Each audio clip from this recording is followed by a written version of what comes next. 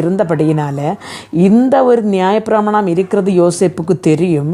அதனால் யாரும் தெரியாமல் இந்த தனக்காக விவாக நிச்சயம் செய்யப்பட்ட அந்த பெண்ணை தள்ளிவிட அவர் தீர்மானித்தார். அதுதான் புதிய நியமத்தில் அந்த சுவிசேஷ பகுதியை கிடைக்கிறது.